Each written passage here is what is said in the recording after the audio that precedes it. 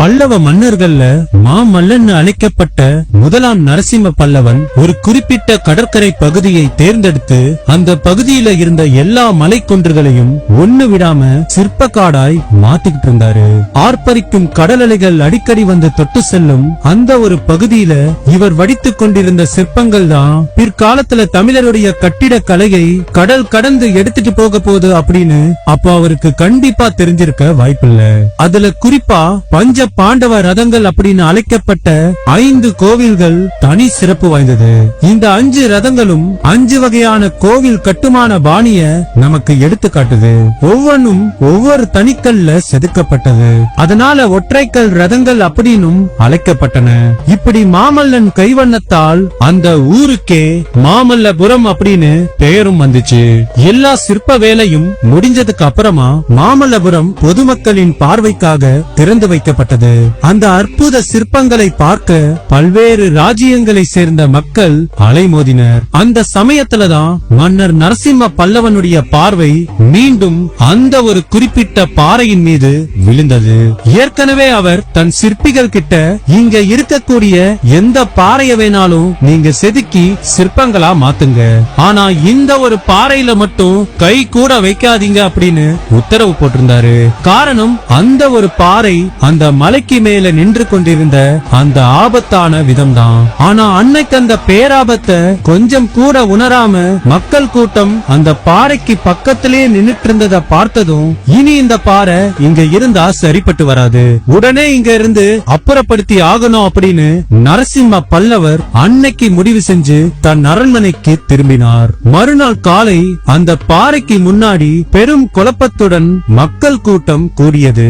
ஏன்னா மன்னர் மாமல்லன் அந்த அதிகாலையிலேயே அங்கு ஒரு பெரும் சேனையுடன் வந்து கம்பீரமாக நின்று கொண்டிருந்தார். என்ன பண்ண போறாரோ அப்படின்னு எல்லாரும் ஆவலா பார்த்துட்டு இருக்கும் போது மாமல்லன் தன் வலது கையால் சைகை காண்பித்தார். அடுத்த நிமிடம் 50க்கும் மேற்பட்ட யானைகளும் குதிரைகளும் ஒன்றின் பின் ஒன்றாக நிறுத்தப்பட்டு அந்த மிகப்பெரிய பாறையுடன் சங்கிலியால் பிணைக்கப்பட்டன. பல்லவ நாட்டின் தலை சிறந்த மல்யுத்த வீரர்கள் அணிவகுத்து சென்று அந்த பாறையின் மறுபுறம் நிறுத்தி வைக்கப்பட்டனர். காவலர்கள் மக்களை பாதுகாப்பான தூரத்திற்கு போகும்படி அறிவுறுத்தி கேடயங்களை தாங்கியவாறு வழிமறித்து நின்றனர். எல்லாம் தயாரானதும் ஒரு வீரன் கொம்புன்னு சொல்லப்படும் போரிசை கருவியை எடுத்து சத்தமாக ஒலி எழுப்ப ஆரம்பித்தான். அவ்வளவுதாங்க, யானைகளும் குதிரைகளும் சங்கிலியை இழுக்க மல்யுத்த வீரர்கள் தங்கள் முழு பலத்தோடு அந்த பாறையை பின்புறம் இருந்து தள்ள ஒரு பெரும் போராட்டம் தொடங்கியது. பிணைக்கப்பட்ட சங்கிலிகள் யானைகளின் உடம்பை நெருக்கியது. வலி தாங்காமல் யானைகள் பிளறிக் கொண்டு முன்னேற முயற்சித்த போதும் குதிரைகள் கனைத்துக் கொண்டே நின்ற இடத்திலேயே துள்ளிக் கொண்டிருந்த போதும் மல்யுத்த வீரர்கள் வியர்வை வடிய கர்ஜித்தவாறே முழு மூச்சுடன் பாறையை தள்ளிய போதும் அந்த ஒரு பாறை ஒரு அங்குலம் கூட அசையல. மகாபலிபுரம் போன எல்லாருமே கிருஷ்ணரின் வெண்ணெய் பந்துன்னு சொல்லப்படுற இந்த ஒரு பாறை கிட்ட நின்னு கண்டிப்பா ஒரு புகைப்படமாவது எடுக்காம வந்திருக்க மாட்டாங்க. உலக புகழ் பெற்ற யுனெஸ்கோ அறிவித்த பாரம்பரிய நினைவு சின்னங்கள்ல ஒன்னா இருக்கக்கூடிய இந்த மாமல்லபுரத்துல ஒரு சிறிய சாய்வு மேல இருக்கக்கூடிய ஒரு மிகப்பெரிய கிரானைட் பாறையை தான் கிருஷ்ணருடைய வெண்ணெய் பந்து அப்படின்னு சொல்றாங்க.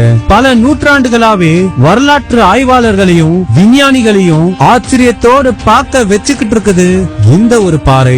கிட்டத்தட்ட 1200 வருடங்களா ஒரு அங்குலம் கூட அசையாம ஆணி அடிச்ச மாதிரி ஒரே இடத்துல யாராலையும் எந்த ஒரு சக்தியாலையும் நகர்த்த முடியாம இந்த ஒரு பாறைகள் நின்னுகிட்டு இருக்கு. இந்த அதிசய பாறை 20 அடி உயரமும் 5 மீட்டர் அகலமும் 250 டன் எடையும் கொண்ட ஒரு மிக பெரிய அச்சுறுத்தலா காட்சி அளிக்குது. இந்த பாறைக்கல்ல காலம் காலமா உள்ளூர் மக்கள் எப்படி அழைக்கிறாங்க அப்படின்னா வான் இறைக்கல் அப்படின்னு சொல்றாங்க. அதாவது வானத்துல இருந்து கடவுள் மூலமாக கீழே விழுந்த ஒரு கல் அப்படின்னு அதுக்கு அர்த்தம். இந்த பாறைக்கல் 45 டிகிரி சாய்வான கோணத்துல தான் நின்னுகிட்டு இருக்கு. இத நாம ஒரு பக்கம் மேல இருந்து பார்த்தோம் அப்படின்னா ஒரு முழு பாறைக்கல்ல யாரோ இன்னைக்கு இருக்கிற நவீன கருவிகளை வச்சு சீவி எடுத்த மாதிரி காணப்படுது. ஆனா அதே நேரத்துல மத்த 3 பக்கங்கள்ல இருந்து பார்த்தோம் அப்படின்னா வட்ட வடிவத்துல தான் காட்சியளிக்குது. எதனால இப்படி மேல் பகுதி மட்டும் சீவன மாதிரி இருக்கு அப்படிங்கிற கேள்விக்கு யார்கிட்டயுமே பதில் இல்ல.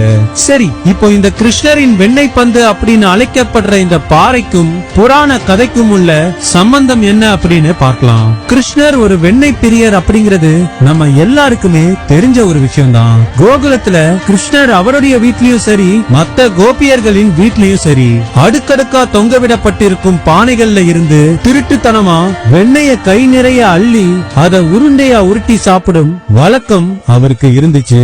அந்த சம்பவத்தின் நினைவாக 1969 வருடம் அப்போதைய பிரதம மந்திரி இந்திரா காந்தி மாமல்லபுரத்துக்கு சுற்றுலா வந்தபோது இந்த ஒரு பாறைய பார்த்து ரொம்பவே ஆச்சரியப்பட்டு இது என்ன பாறை அப்படின்னு ஒரு அரசாங்க சுற்றுலா அதிகாரி கிட்ட கேட்டாங்க. அப்போ பார்க்க கிருஷ்ணர் கையில உருட்டி வச்ச வெண்ணெய் மாதிரி இருக்கு அப்படிங்கறதுனால அந்த சுற்றுலா அதிகாரி விளையாட்டுத்தனமா சிரிச்சுக்கிட்டே இதுதான் கிருஷ்ணரின் வெண்ணெய் பந்து அப்படின்னு இந்திரா காந்தி கிட்ட சொன்னாரு. அடுத்த நாளே அந்த விஷயம் எல்லா பத்திரிகைகளையும் வெளியாகி அதுவே இந்த பாறையுடைய பெயரும் ஆகிடுச்சு.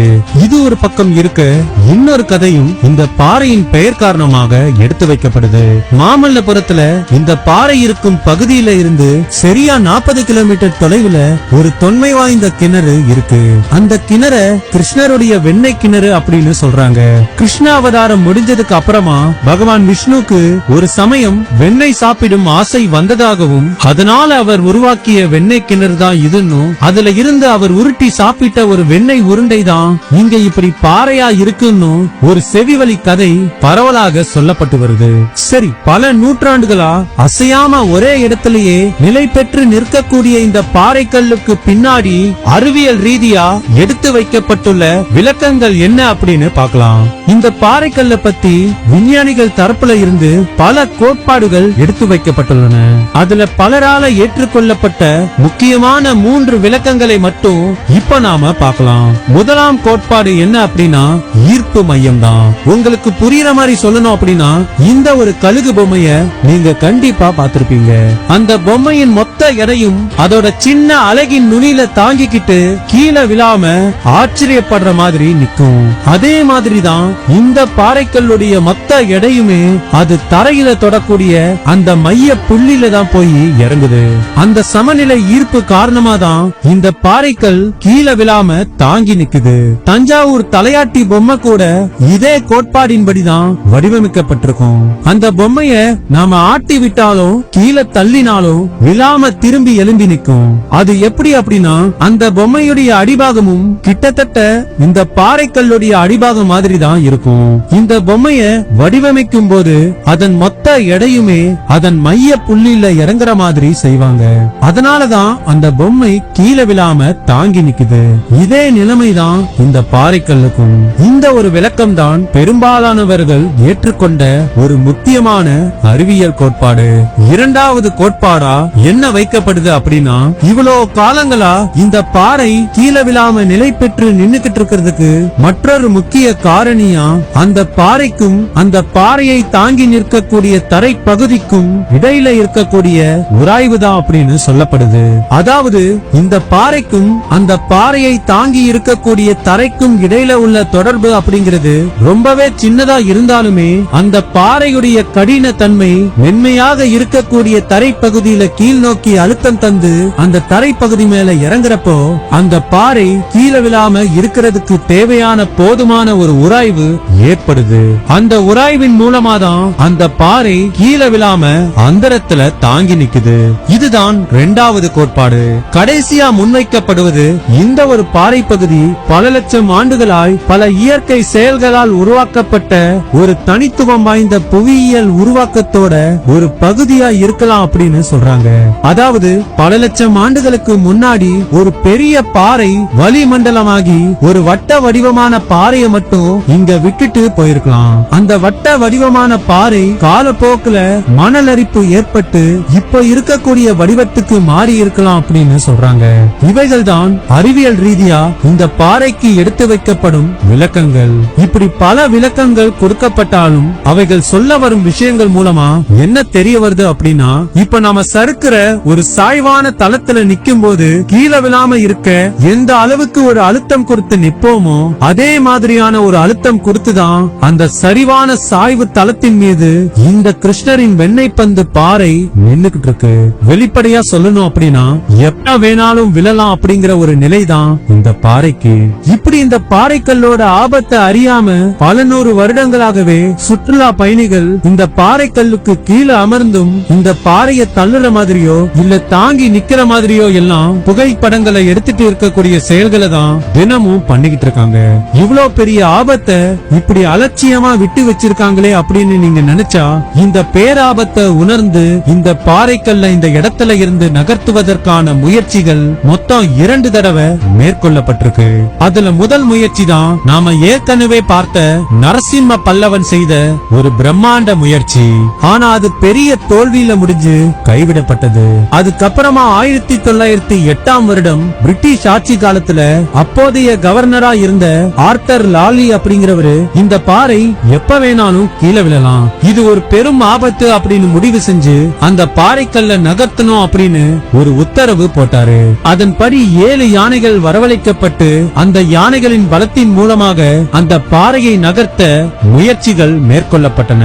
ஆனா நரசிம்ம பல்லவர் 50க்கும் மேற்பட்ட யானைகளை வச்சு செஞ்ச பிரம்மாண்ட முயற்சியே தோல்வியில முடியும் போது வெறும் 7 யானைகள் மட்டும் கை கொடுக்குமா என்ன? முந்தைய முயற்சி மாதிரியே இந்த முயற்சியின் போதும் அந்த பாறைக்கல் ஒரு அங்குலம் கூட நகராம அசைக்க கூட முடியாம தோல்வியை தழுவியது அப்படின்னு வரலாற்றில் பதிவு செய்யப்பட்டுள்ளது. அதனால வேற வழி இல்லாம இந்த பாறையை நகர்த்தும் முயற்சிகள் அனைத்தும் கைவிடப்பட்டன.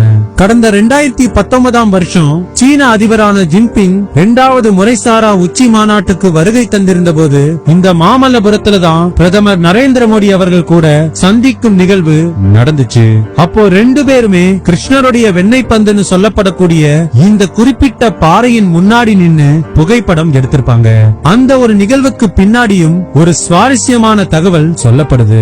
சீன அதிபர் மாமல்லபுரத்துக்கு வராரு அப்படிங்கிற விஷயம் உறுதி ஆனதுமே சீன நாட்டுல இருந்து முக்கியமான பாதுகாப்பு அதிகாரிகள் இந்த மாமல்லபுரத்துக்கு வந்து இந்த இடம் எவ்வளவு பாதுகாப்பானது அப்படின்னு எல்லா வகையிலும் சோதனை செஞ்சாங்க. அப்போ இந்த ஒரு பாறைக்கல்ல பார்த்து ரொம்பவுமே வியந்து போய் அதன் கதைகளை எல்லாம் கேட்டு தெரிஞ்சுக்கிட்டு ஆச்சரியத்தின் உச்சிக்கே போய் அத பத்தி அதிபர் ஜின்பிங் கிட்ட சொல்லி இருக்காங்க. அவரும் அதை கேட்டு ரொம்பவே ஆச்சரியப்பட்டு போனதின் வெளிப்பாடுதான் அவர் ஆசைப்பட்டு எடுத்துக்கொண்ட இந்த புகைப்படங்கள். ஒவ்வொரு வாட்டி மாமல்லபுரம் போகும்போதும் நாம சாதாரணமா கொஞ்சம் வியப்போட பார்த்து கடந்து போகக்கூடிய இந்த கிருஷ்ணரின் வெண்ணெய் பந்து அப்படிங்கிற பாறைய பத்தின எல்லா தகவல்களையும் இன்னைக்கு நான் உங்ககிட்ட கொண்டு வந்து சேர்த்திருக்கேன் அப்படின்னு நம்புறேன். அடுத்த வாட்டி நீங்க மாமல்லபுரம் போனா இந்த பாறையை பார்க்கும்போது உங்கள் கண்ணோட்டம் கண்டிப்பா இந்த ஒரு காணொளியால மாறுபடும் அப்படின்னு நான் நம்புறேன்.